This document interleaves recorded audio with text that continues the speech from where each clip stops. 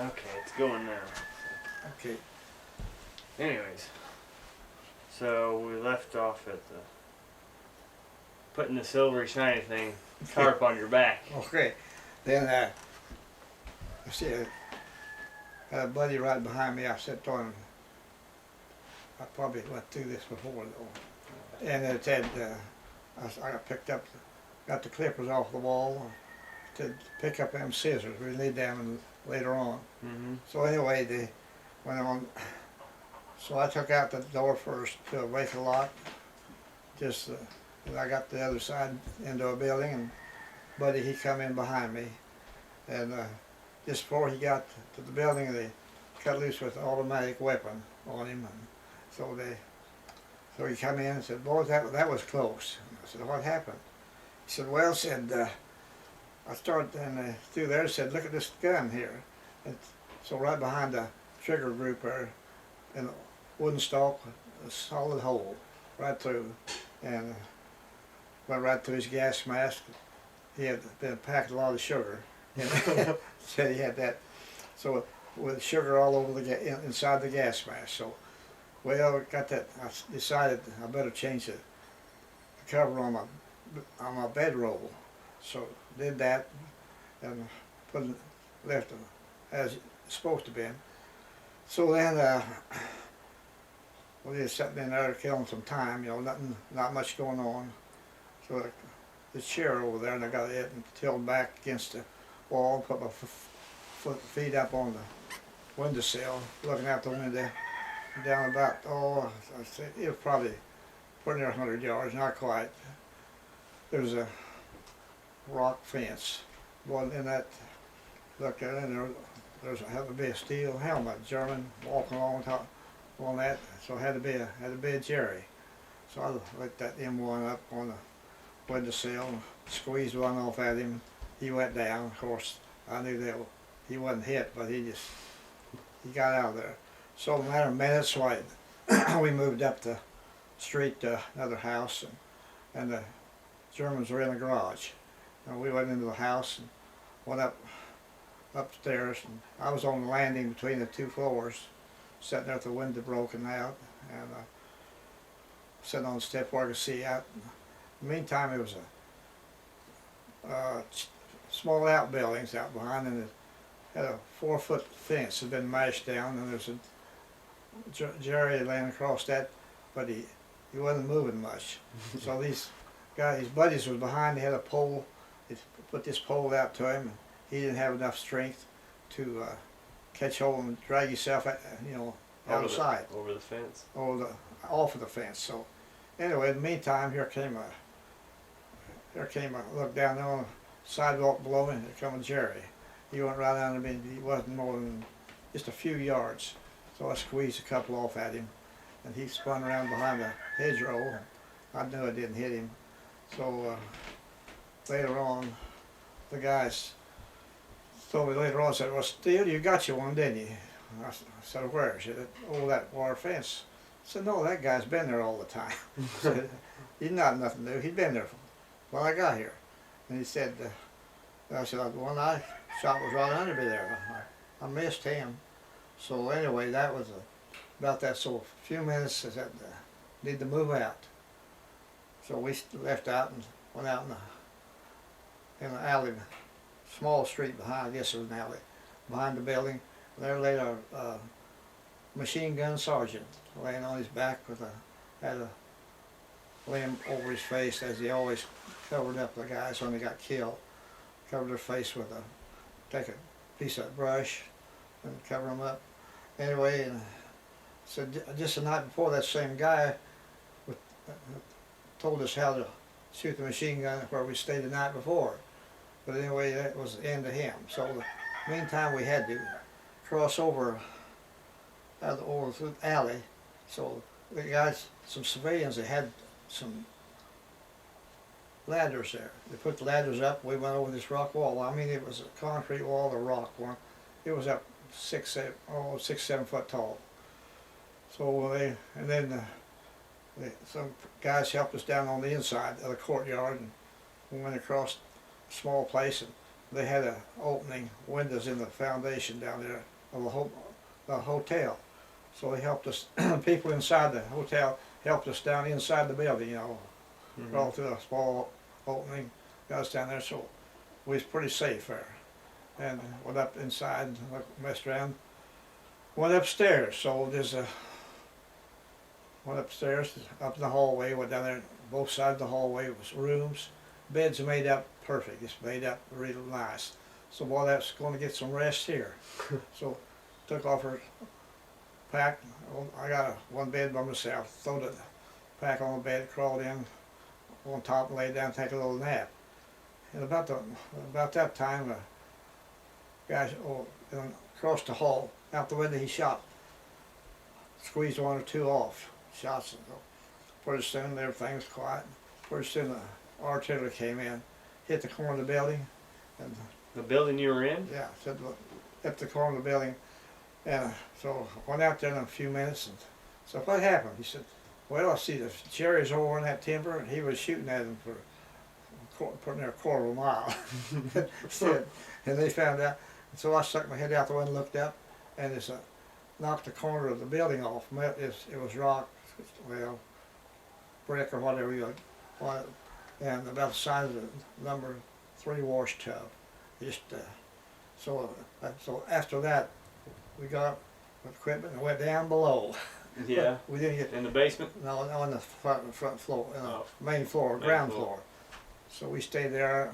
That night we slept in the kitchen, by the kitchen stove, and the whole squad. The next morning we took out and on the road again. Went up the road and stopped at one house or two. Kept going, and then that evening we came to a town, Harleen, Holland. And a real nice town. I mean, clean. And then, so it was a nice horse barn in the middle of the town. Between, had a kind of area in the middle, and this building was down through the middle of the street. So I cut about 3 or 4 heads of hair that night right there in that building. A lot of guys I didn't know that well, but I kept their hair anyway. Yeah. Anyway, so anyway, went to, I guess that tonight I seen the down the shore, you know. Come down there, I went back to we went on downtown to the She's a movie star? movie star, yes. And so went downtown and asked the guy, just the command car, I was waiting on the corner up there, and this lady in there, she waved at me, and we said, that must have been down the shore, there's a USO show in the area here. So I guess that was her. So we get out this house, a real nice house, well groomed, the yard and everything. So we said, we would just go in or sleep in here tonight, you know, have a good place down there. It was wanting to drizzle rain a little bit. So I said, and in the meantime, out in the backyard, there was a chicken pen. I mean, wire, finish with old tin old top, and no chickens in, of course. So then pretty soon the officers come down and said, guys, get out of that house, you're not staying there tonight. So they shot that down. Out of the chicken pen. We had to go to the chicken pen. And the drip here and the drip there, you know. So anyway, we made it through the night and everything. So that way, next morning we hit the road again. Come into the town of Valkenburg, Holland. No, I got that wrong. Nieuwenhagen. And we'd already been through Valkenburg, Nieuwenhagen. So anyway, went through there and went on the main street, getting kind of on the evening late. And so they said, our squad would go up in the attic of this house, you know. And we stayed there for about a week, up in the attic, you know, and just loafed around the town during the. Was there anybody living there? Oh yeah, the family living below and everything. So anyway, that family, you know, later on, had a grandson went over, and he met with the people, and in fact 2 times he was over twice to see them. Anyway, so anyway, so. The day I left, we pushed out and was leaving. I went in there, and the father, he had a picture. He had insisted I take it down. In the meantime, on the dresser in the living room, there was a picture of the 2 daughters. You know, one of them there, and I left. I pointed that picture. So she went over and took it up, peeled it out, and handed it to me, you know. And so, anyway, I put it in my billfold, and anyway. Still have it? Huh? Still have it? Yeah, still have it. But later on, my grandson took the same picture back to them and showed it. Boy, they was really impressed. Oh yeah. That original picture. So that worked out pretty good. So anyway, we went to down a small south end. Yeah, I guess yeah, it was the south edge of the town. Had to dig in. So we slept in a foxhole for about another week or so then before we hit the Siegfried line. So one day we was down there in the company area, and so this guy been with us all the time. He's quite a character. But anyway, before that, he would always stop along the road and dig some vegetables, and then find him a can, and he'd get up there and build him a fire and cook him some food. So one day the lieutenant said, the one lieutenant comes there and said, I'm going to come out there tonight and talk to you guys. Said, oh, Popovich said he's got to stop that eating. He can't eat along the road like you can't do that. That's against regulations. So we said, okay. So that night we told the other guys down at this barn where we stand. Said when that lieutenant comes down here, we'll tell him off. We'll tell him off. And so he came down about time, called Popovich out there and said, you know, and I said, first before he got to talk to him even, we said, Lieutenant, said this guy here said he doesn't have enough food. I said he's hungry all the time, and I said he cooks his food, you know, himself along the road and eats it. And I said he's better lay off that because it's not his fault. If he had enough food, he wouldn't do that. Mm-hmm. So the lieutenant turned around, didn't say boo, didn't say a word to Peter, just went on back. So we got him out of that mess. So that day I'm going to try and tell you about. We in the company area. We come back to the company area. He was with me. We met two guys. Another guy there said, "Well, said, what do you got?" Said they're going to pick a 6-man patrol going into Germany to see me. Said if you don't want to get picked for a patrol, you better get out of here. So well, we'll go to the showers over to the coal mine. So we take it up to the village again. So went up there and met some guys. They said, where are you guys going? I said, we're going to the coal mine to take a shower. Warm water. Don't go there, no hot water. No hot water. No go there. So what we're going to do, we started down the street there, and some middle-aged ladies out in the yard grooming their flowers or something. Came by, had a fence around the place, keep the crowd away. So we started talking.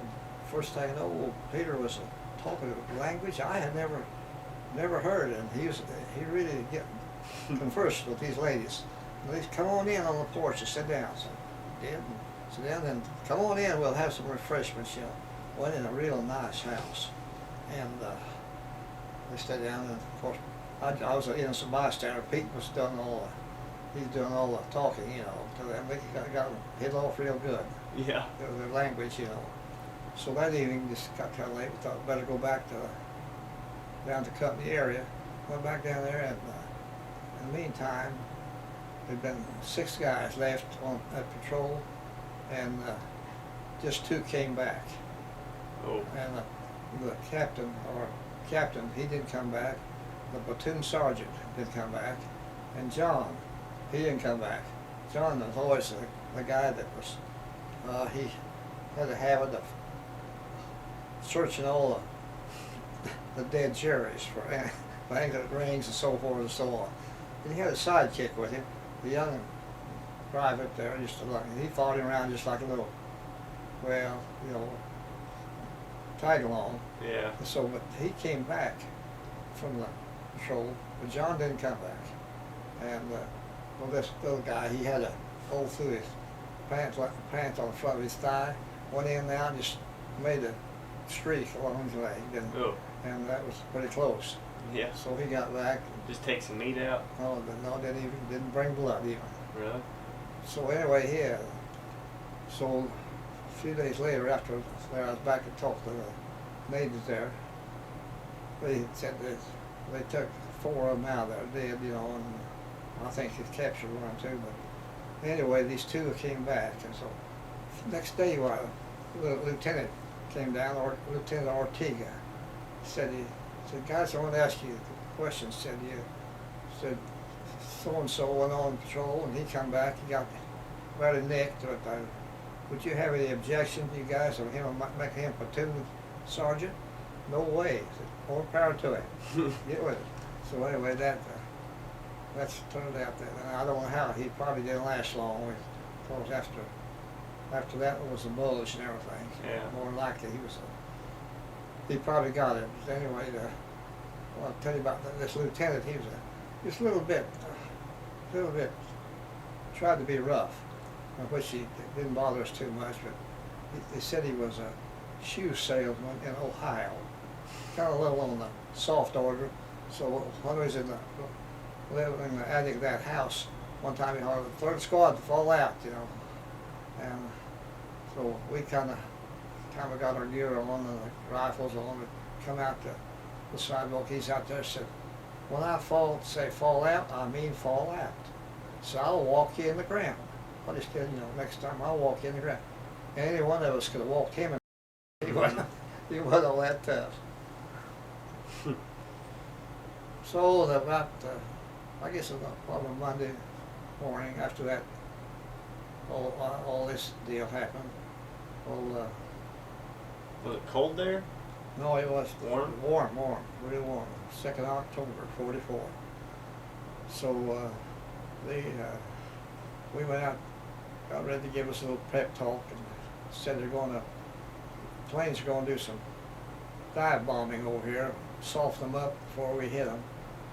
So sure enough, in just a matter of minutes or hours, here come the fighters in, P-47, P-51s, and instead they just fell down behind the hill where we was going to go, and diving down about 45 degrees, coming straight down and drop the bombs and fly right back up, you know. Meantime, we can see the black smoke is pouring out of the valley there. Well, they really fixed it up, you know, make it a piece of cake for us. But got up on the flat ground there, and they had a ladder made. The thing must have been 30 or 40 foot long. I mean, huge. It wasn't, about 3 foot wide. We had 2 before us. So us GIs, we had to throw our packs up on there and picked it up, carried it across this field, down through the buildings, and slid it across the dry.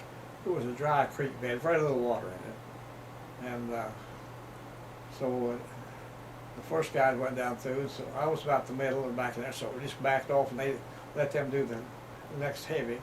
They shoved it open, and then we just run across on top of the footbridge and went down there. And so the lieutenant was giving us a yell, and above said, guys, move on up on a line it up level. Said the C on the left and B company's on the other, and or A and B, and we're C company.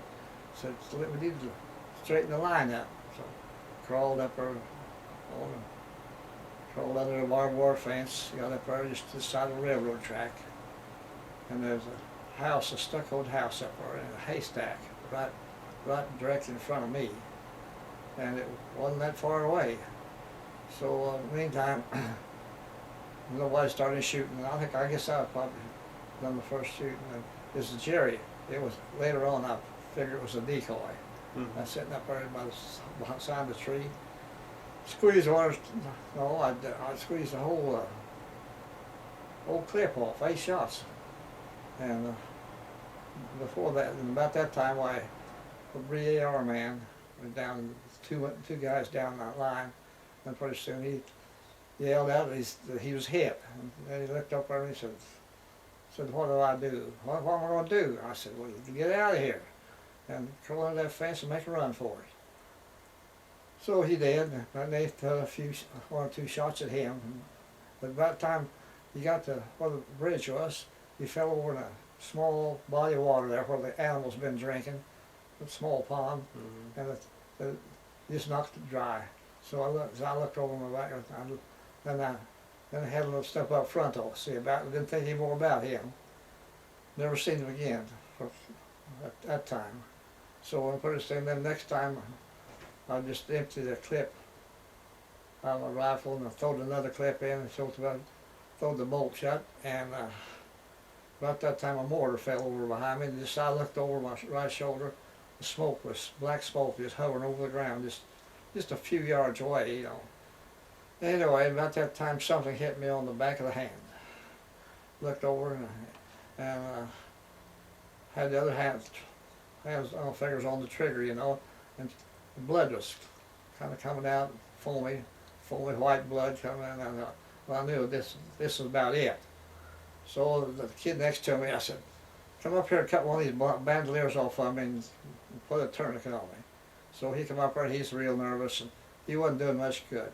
He wasn't. So I got out, and so I just grabbed took my other hand and held around the wrist and stopped the blood.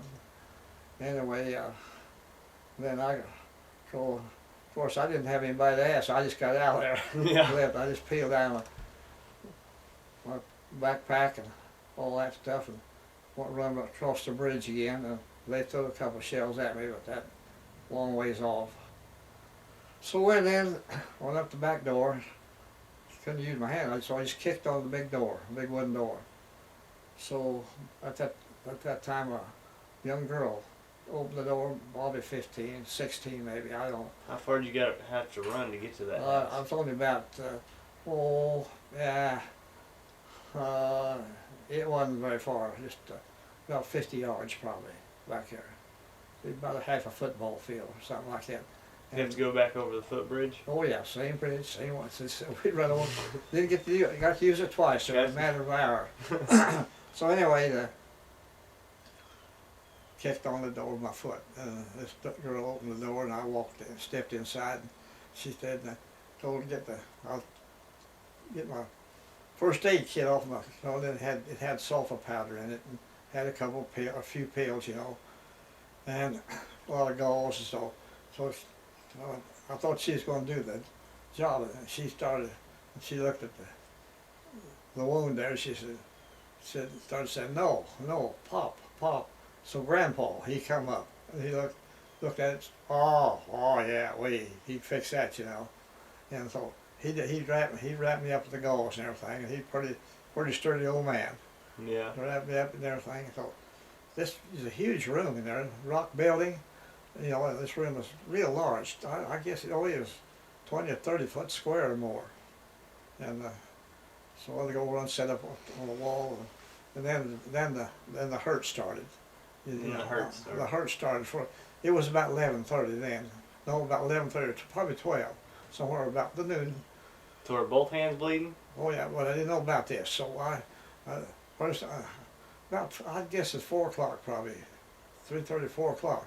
Well, I was there several hours, and the other guys was coming in there, you know, hadn't even been up front there. So anyway, the guys first thing the door opened, the medics, a buddy of mine come in, and he gonna come over. I guess somebody told him I was in there, and been shot up a little. So he come over, and meantime he said, "Well," said, "Steele, I hate to cut a hole in that new shirt. I had that other shirt for about 2 months." Is that the same medic that let you, Yeah. invited you to dinner? Oh yeah. As yeah. another medic? No, not another doctor. Anyway, so he said, "Steele, I hate to cut that hole in your shirt, but I'm going to have to." I said, "Don't think anything about it, Roy. Get with it."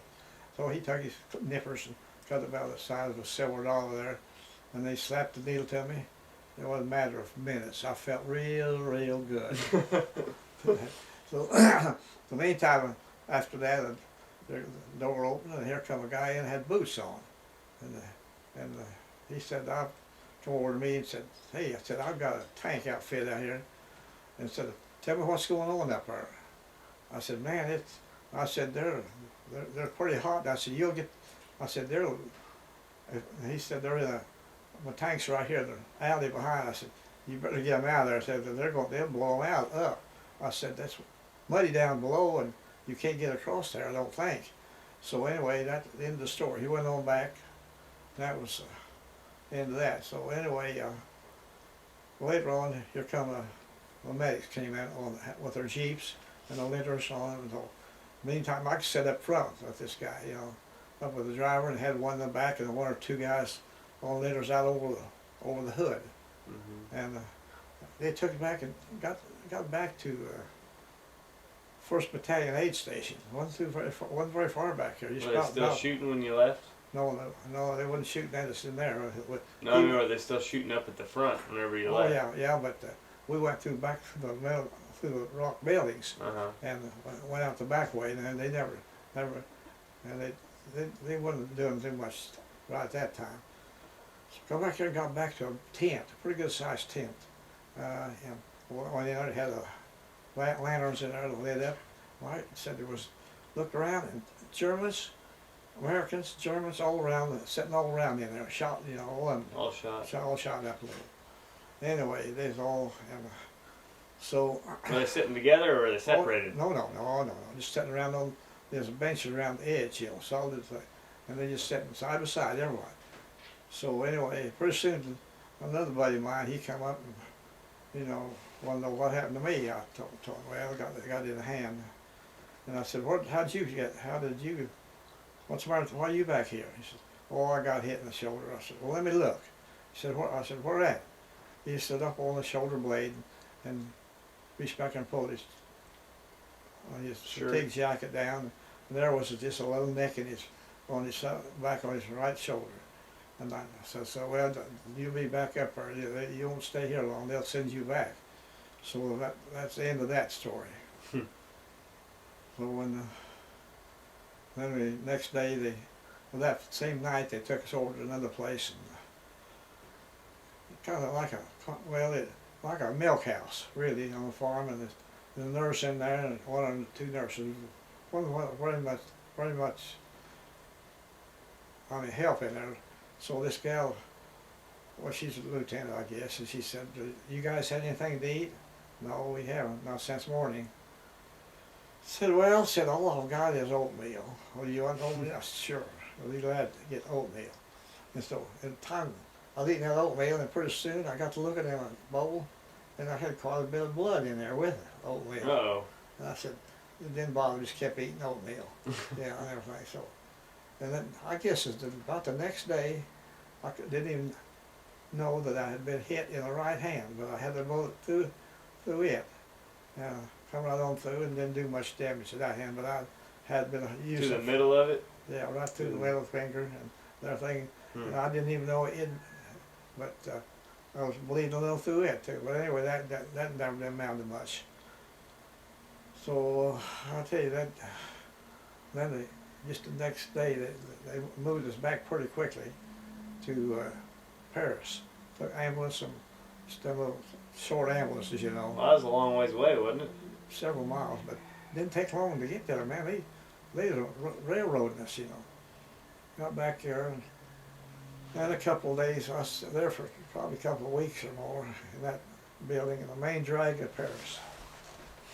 So, just a few days after I got there, I looked, walked down through there, and beds, just rows of beds on each side, and one row down through the middle.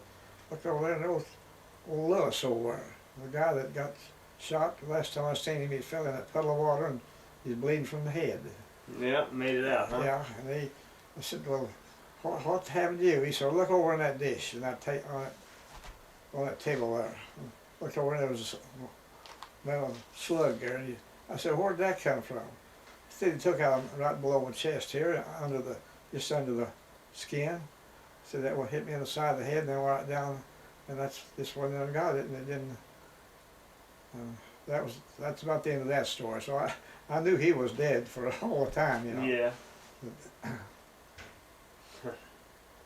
So they were shooting down the hill, and you were at the bottom. Yeah, we was on low ground, and they was up quite a ways, you know, across there. And there's a railroad track right between us. Yeah, but so they had like little trenches down there you were laying in. no, they kind of like terraces, kind of, Terraces? you know, yeah, waterways, you know, really. That's what it was, laying in them, and but we was setting ducks. I mean, they could just pick us off, you know, one at a time. You said they were sitting in And concrete later on, bunkers. huh? They were in concrete bunkers. Oh yeah, yeah. But later on, I see the guy back later on back in the hospital, he said, "You know what that haystack was, Travis?" "Not really." He said, "That was a concrete bunker with hay all covered up, looked just like a solid stack of hay with a tin roof over it, and mortar posts down on each arm." Yeah. And they had a, They were shooting from there, huh? oh yeah, they had a pretty good deal. Yeah. So then you were in Paris for a couple of weeks? Oh yeah, we was there a couple, 3 weeks, and they loaded us out and said, "You're going to move you out and going back to the UK." I had no idea what the UK was, United Kingdom. Mm-hmm. If it said going back to Britain, you know, or England, I'd caught on, but I didn't know.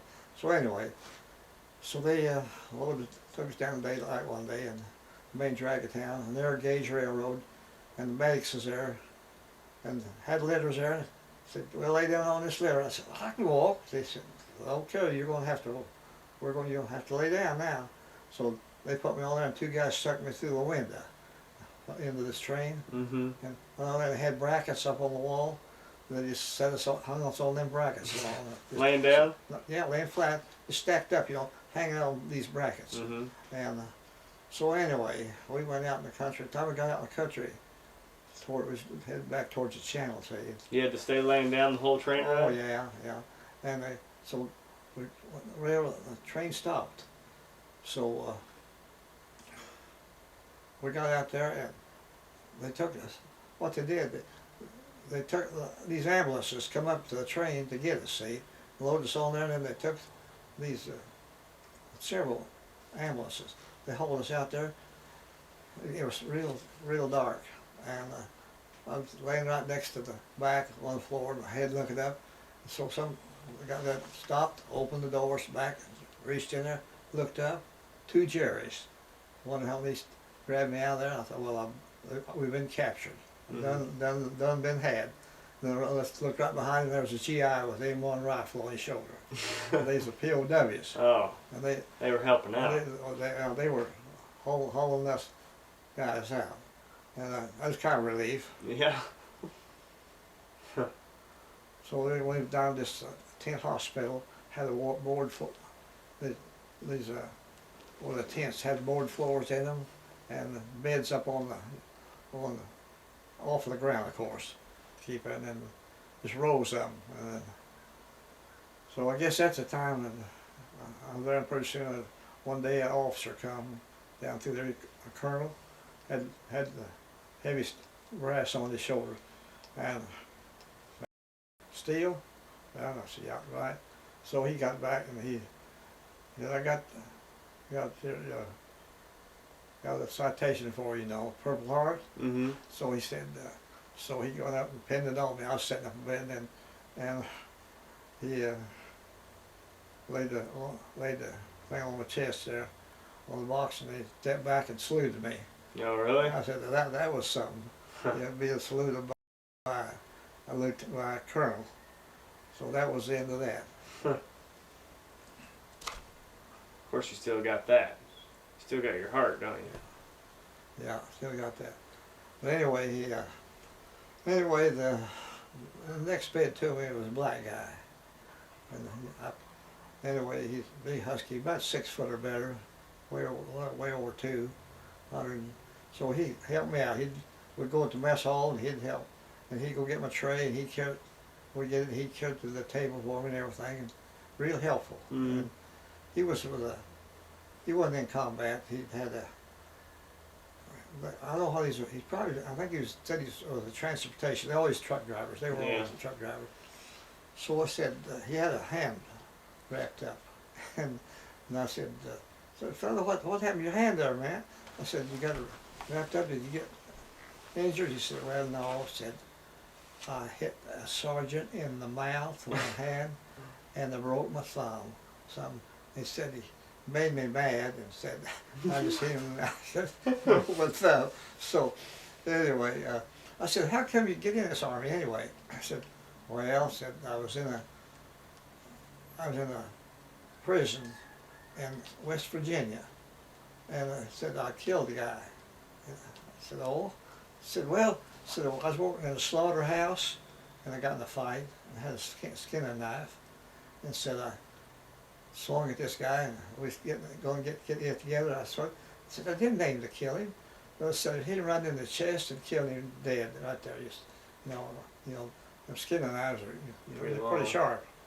And so they put me to prison, and they said, sent me to prison, said, we'll tell you what to do.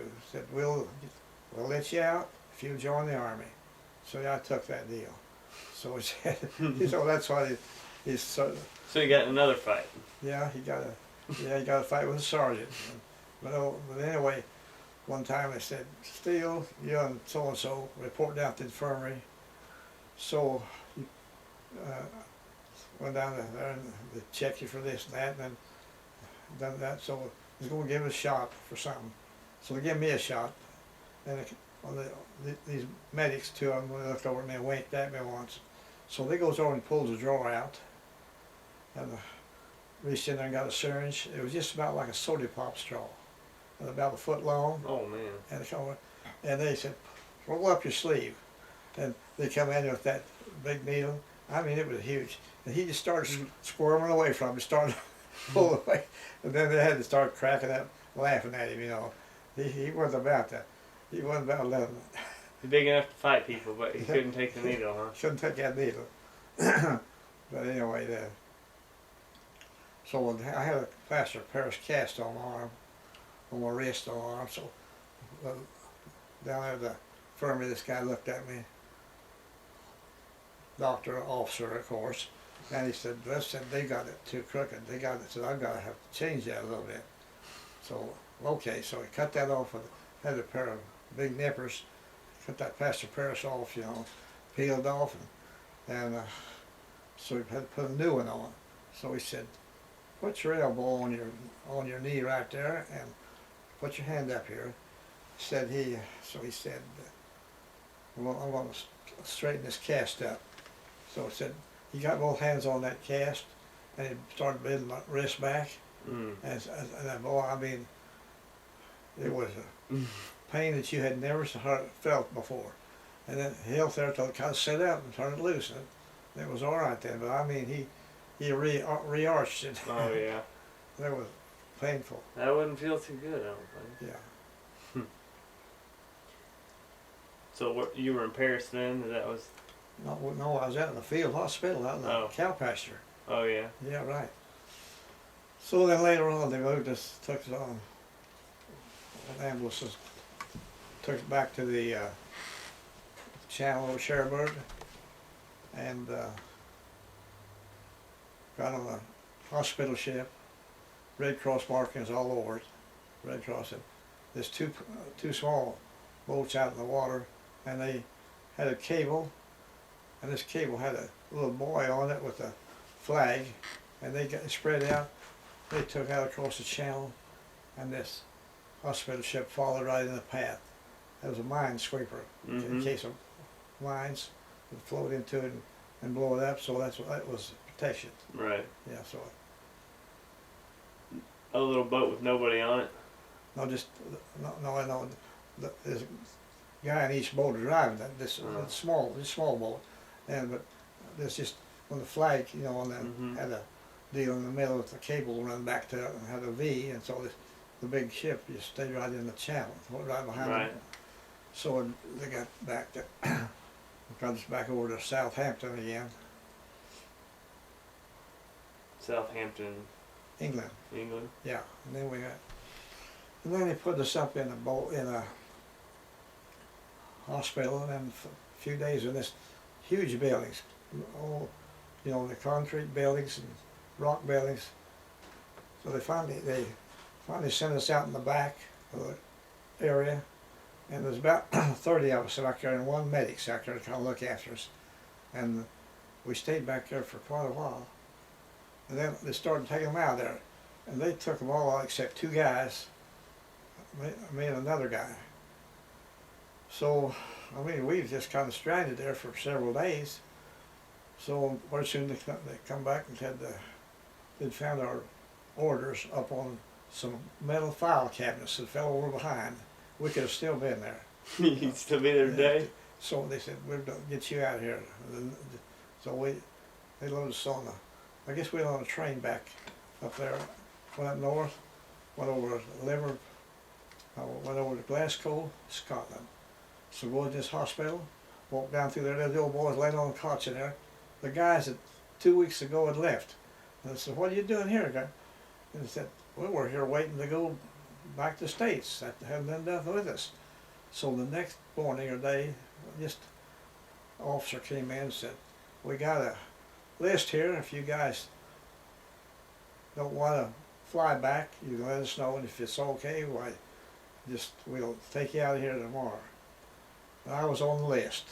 I mean, so I was about 2 days in Glasgow, Scotland, and they loaded us on this plane. You didn't have to wait like everybody else did. No, they'd been there for 2 weeks, so waiting there for that, and probably a lot of them didn't get to go in. So told this guy, I said, there'd be no weapons taken, back with you. You got to turn all them in. I had some ammunition, but I throw them in the junk or everything. I didn't have any pistol or anything. But there's another guy with there. He had a pistol, so he got him a GI sock. Took his overcoat, which is huge. Them overcoats were. So he took a safety pin, put this gun down in the arm. So was it a German gun or? Yeah, it's German naturally. And so we got on that plane, and it was a air transport command, and the pilots, this looked like bus drivers, and they had a stewardess on it too, lady stewardess, and there's a different branch of service. I mean, it's contract calling, all them guys. So anyway, this nurse, or stewardess, she said, this guy said, I'll take your coat, hang your coat up. He said, no thanks, I'll just hold it. I'll just hold my coat. And, so it had been pretty heavy, and so she'd probably caught onto the gun, So we flew down that night, and I thought, man, I looked down below, and it looked like we were flying over a city with lights. I got to look, and it was the moon shining and the stars, and the water was full of lights. It looked like a city, but I soon wisened up. Yeah. So we lit down the Azores Islands, just off the coast of Portugal, and I went in. Didn't have no money, there's this little of any, and these guys are going through the line, and so the pilots and stuff, other guys, they'd have to put out the money for their food.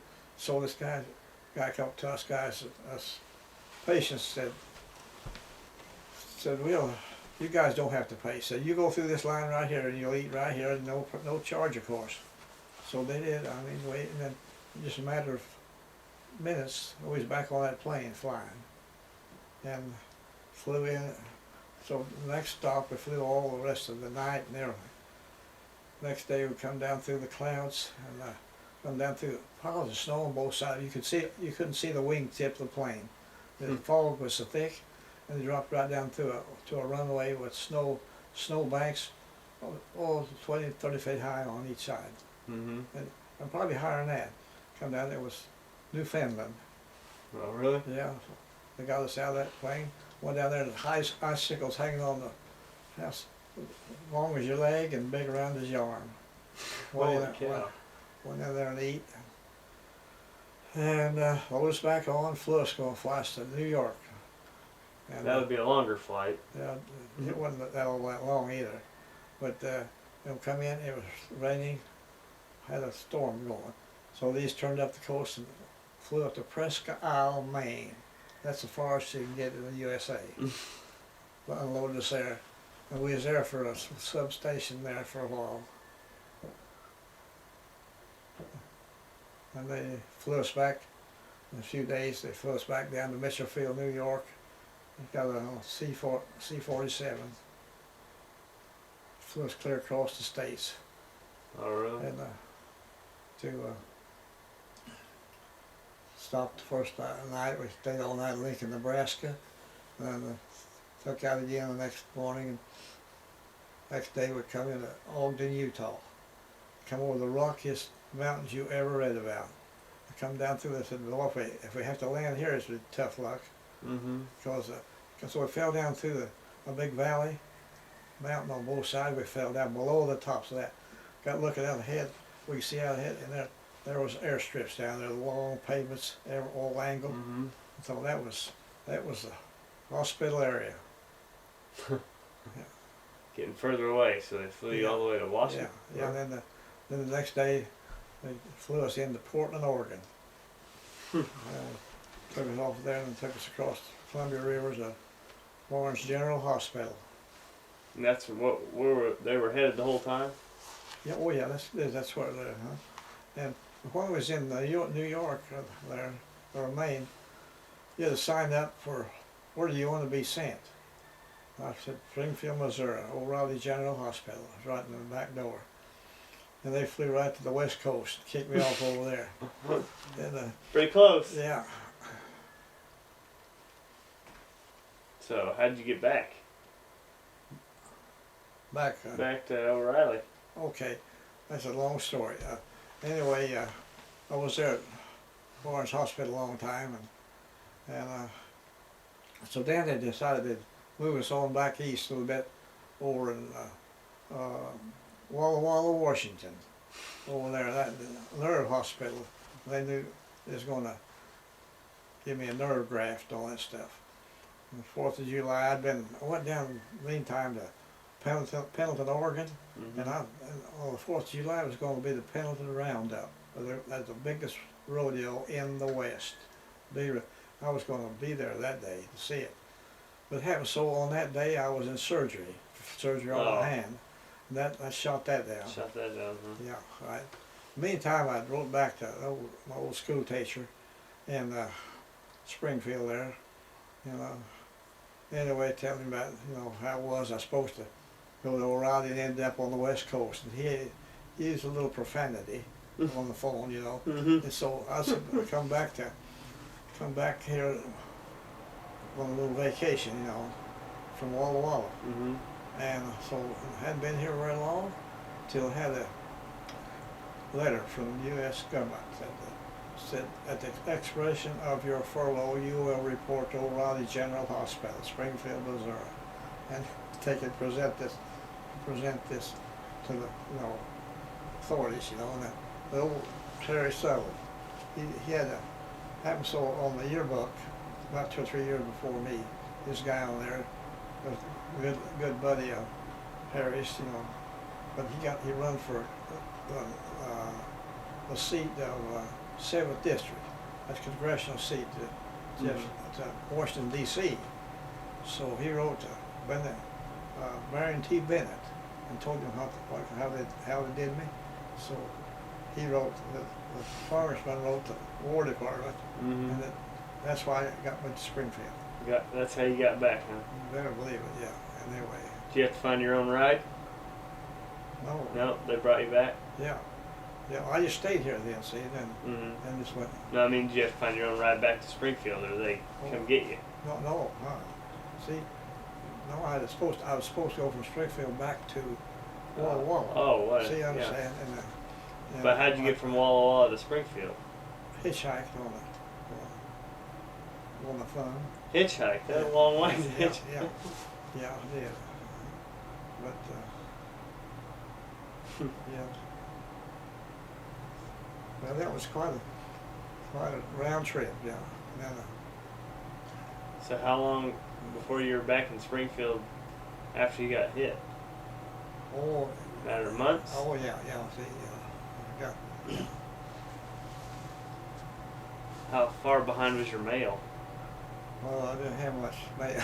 No, I mean, you sent your mother Oh, or yeah, your yeah. dad something, didn't you? Yeah. But I mean, like, were you already in Oregon by the time your mail got there and said you were, yeah, no. or was it pretty quick? They knew that back home, they knew back here that I sent an email back, and they knew back here before the guy come from the post office one night to send tell them I'd been wounded. Oh, really? Yeah, right. Yeah. So they had the post office guys doing that? Yeah, they would come from the post office. Telegram or something. Telegram, So I had come to the post office or some kind of mail, and he come up there and told the folks here that night that I had been wounded, but they had already They already know or about it. received the mail that I had written them. Mm-hmm. So that was quite a deal.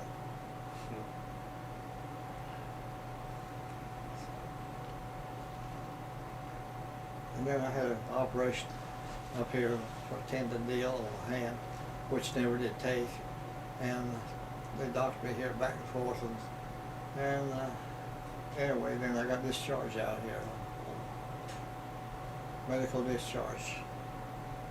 So how long was it after you got back here till it was over there? Oh, in the 45, it was over Yeah. there in the 45. See, I was there October 44. Mm-hmm. And you see, well, they had to, 6 back- more months or so? I was going to tell you, I was back in England in about December, and then the Germans had been kind of getting ready, stockpile everything they had. They had all the men that could Mm-hmm. draft and acquire had that Belgian bulge, and it was strictly the worst thing ever happened.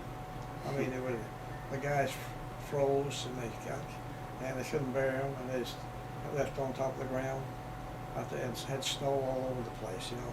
And Yeah. we was back in England at that time, and we figured they'd come across the channel and take over England. But what happened? Cloudy, overcast sky. And we had the fighter planes, and the bombers couldn't come in.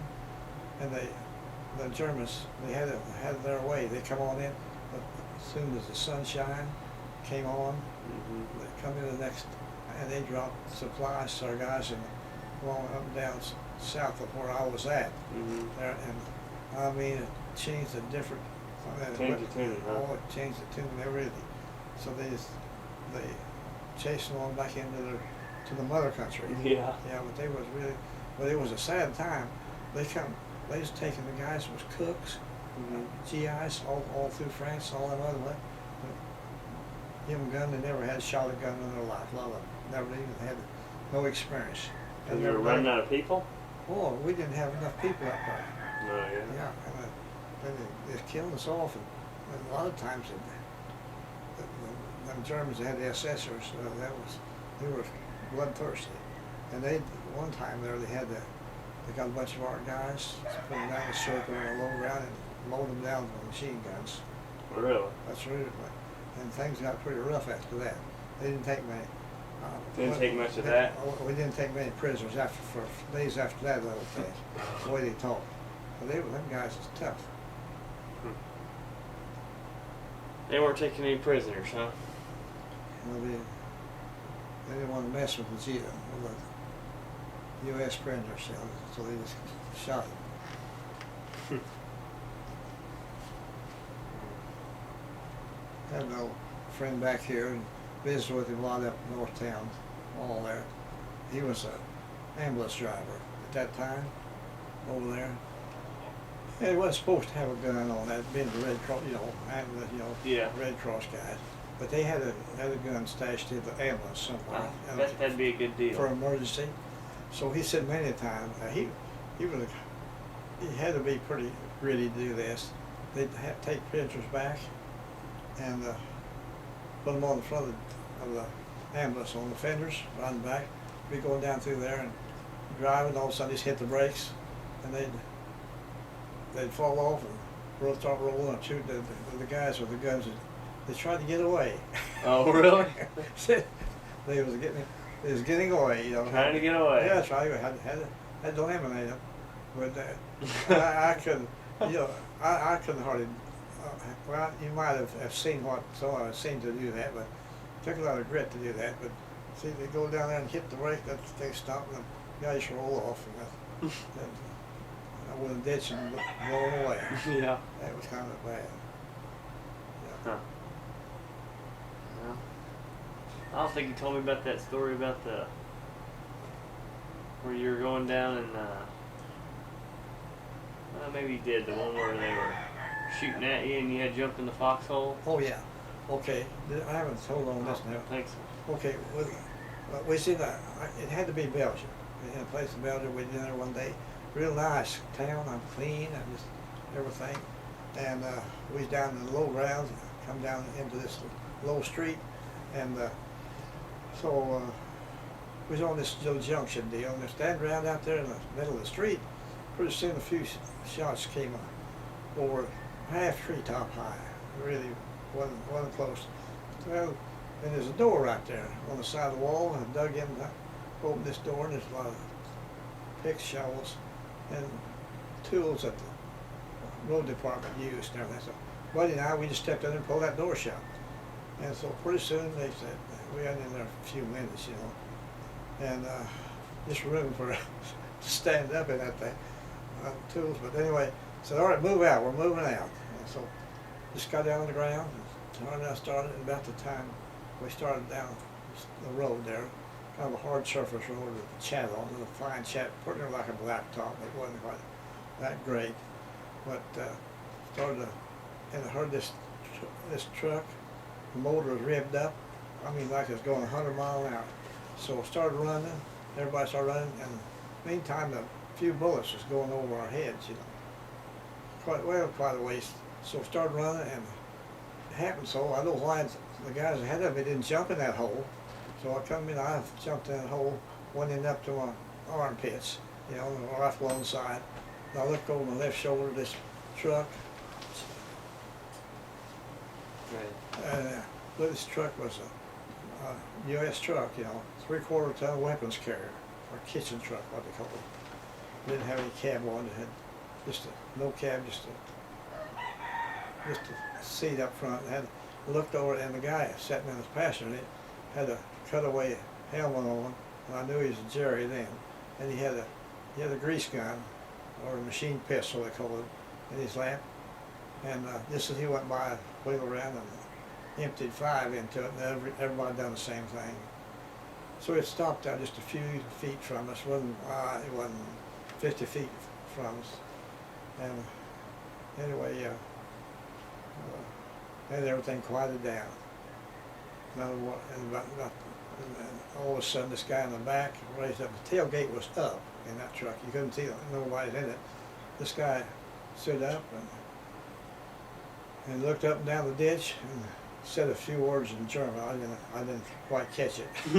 But anyway, the guys, everybody started shooting again, you know, and he went down just like a ton of bricks, you know, and so then we started, and everything quieted down again after the second volley of shots, you know, and got that one up there. And in the meantime, all that little time, the driver of that truck, he got out and went around to the front corner of the front wheel, and something hit him in the head, and he was laying in a pool of blood about about 3 feet in diameter, 4, you know, and, I mean, all over the pavement there.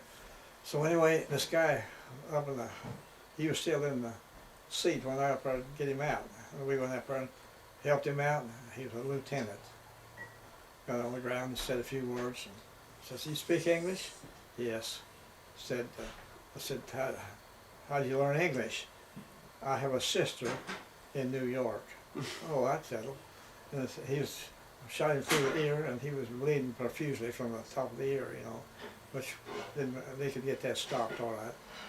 So anyway, I said, "Well, this war's over for you. You got it made now." Told him.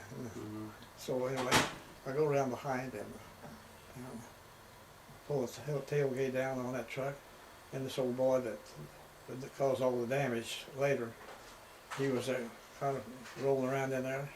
I grabbed him there by the arm, and he come out and helped him down upright, put an arm around him, took him over, and took him over the side of the bank over the yard fence, and laid him down on his back.